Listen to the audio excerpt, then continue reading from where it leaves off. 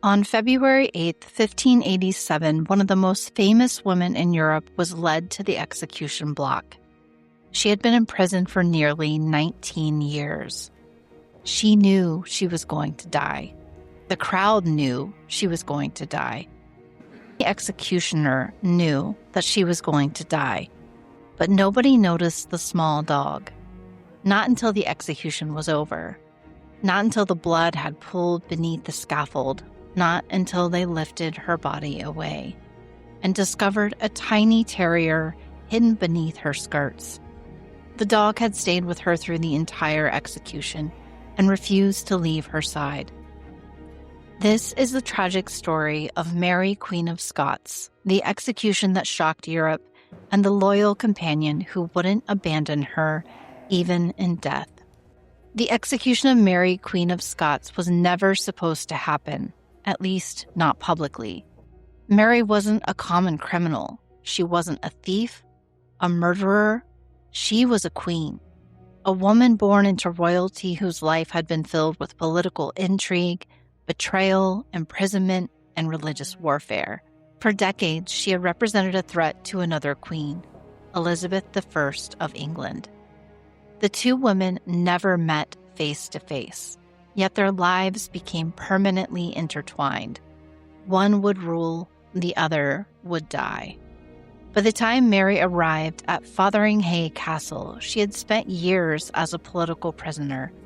19 years, nearly 2 decades of confinement. Imagine knowing that your fate depended entirely on a relative who viewed your very existence as a threat.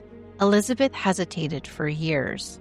Executing a fellow monarch was dangerous. It set a precedent.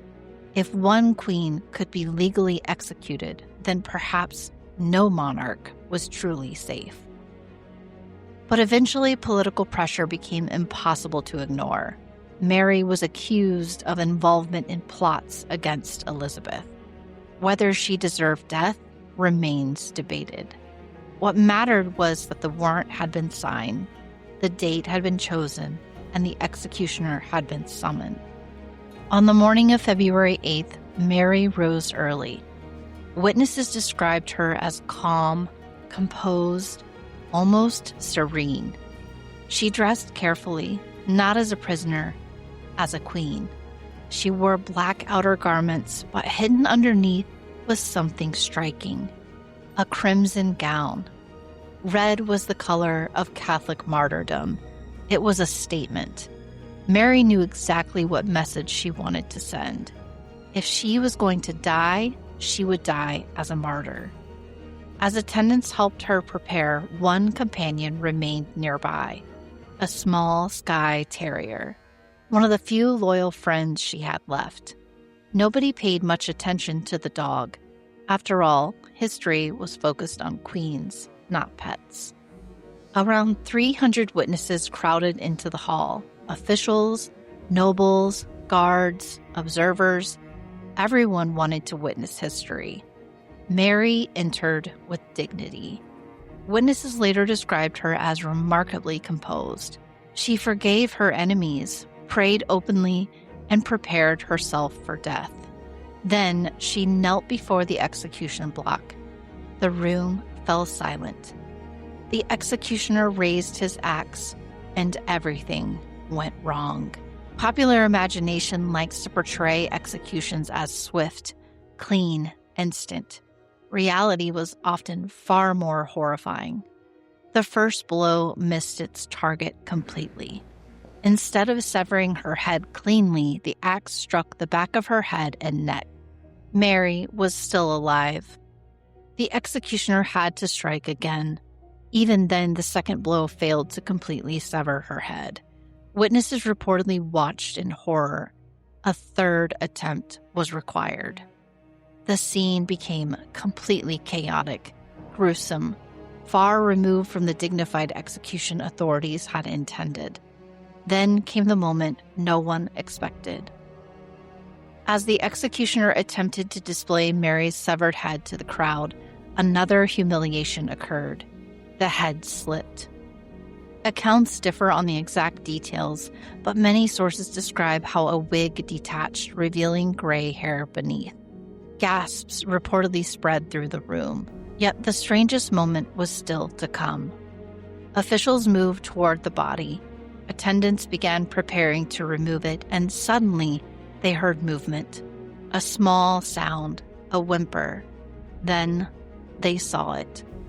Hidden beneath Mary's skirts, curled against her body, the tiny terrier. Somehow the dog had remained hidden throughout the execution. Whether it slipped beneath her gown beforehand or followed unnoticed, nobody knows for certain. What is known is what happened afterward. The animal refused to leave. Witnesses described the dog emerging covered in blood, clinging to its dead owner, refusing attempts to separate them. Imagine the scene: a crowded execution chamber. A queen lies dead. Political rivals celebrate. Officials rush to finish their duties.